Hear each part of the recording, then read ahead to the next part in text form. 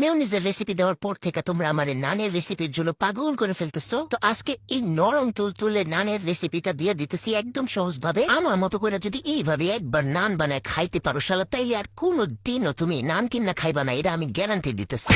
তো নান বানানোর জন্য প্রথমেই লাগবে ময়দা। অবশ্যই ময়দাটা ইউজ করবা, তাইলে নানটা বেশি ভালো হয়। এখানে আমি 4 কাপের মতো ময়দা নিয়ে নিতেছি, কারণ আমি 8টার মতো নান বানাবো। তারপর 2 চা চামচ দিয়ে দিতেছি লবণ। লবণের পরিমাণটাও আমি বলে দিছি। এরপরেও যদি তোমরা সঠিকভাবে না বানাতে পারো, তাইলে তোমাদের গালের 2টা থাপড় দেওয়া ছাড়া আর কিছুই করার থাকবো না। হে গাইস, কিছু মনে করো না, মজা করছি।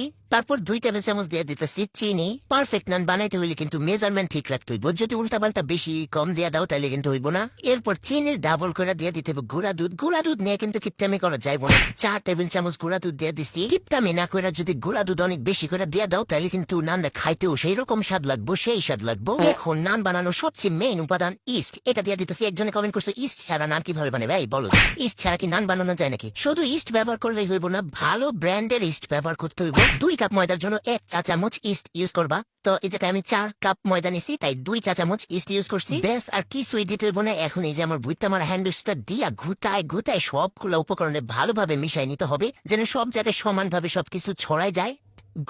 ঘুটায় মিশাই নেওয়ার পর এখানে কুসুম গরম পানি অ্যাড করতে হবে। অবশ্যই কুসুম গরম পানি, বেশি গরম হওয়া যাবে না।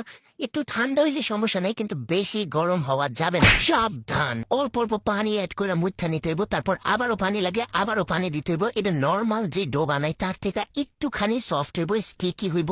2 কাপ ময়দার জন্য 1 কাপ পানি লাগবো না। পানির পরিমাণ দাও আমি বলে দিচ্ছি। এখনো যদি বলো যে বুঝি নাই, পারি না, তাইলে খবর আছে। শালা আমার হাতের কি অবস্থা হয়েছে দেখো একবার।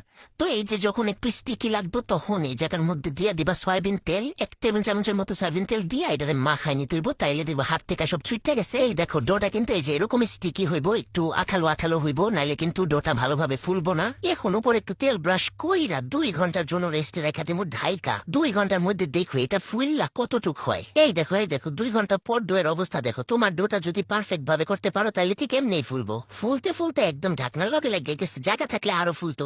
এখনই ফুললা যাওয়া ডোটারে ঘুষায় ভিতর থেকে সব বাতাসগুলারে বাইর কইরা একদম চিমায় ফেলমু। তারপর আরো 5 মিনিট ভালোভাবে মুঠা নিমু। তারপর এমন লেচি কেটে নিমু।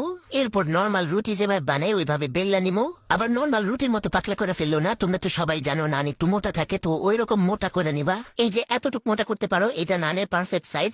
নানটা বানানোর সাথে সাথে ভাজতে হইব, তো তার লেগে উপর একটু পানি ছিটাই দিলাম। পানি তোমরা নাও ছিটাই দিতে পারো, আমার ভালো লাগে লেগে আমি দিয়ে দিই। তো পানি ছিটানোর পরে দিয়ে দিতে হইব নানটা দিয়ে এটারে ঢাইকা দিতে হইব। মিডিয়াম টু লো আছে 1 মিনিট রান্না করার পর এই দেখো এটা ফুললে একদম বুদবুদ উঠে গেছে। এখন অপর পাশে উল্টাই দিতেছি, নাইলে আবার পুইরা যাবো। উল্টাইয়ার সাথে সাথে এটার উপরে বাটার ঘুষা মেজা দিতেছি, একদম চকচকা বানা লিতেছি। আর বাটার দিয়ে ভাজলে এটার অনেক সুন্দর একটা গ্রান আসে। তোমরা চাইলে তেল দিয়েও ভাজতে পারো, কোনো সমস্যা নেই।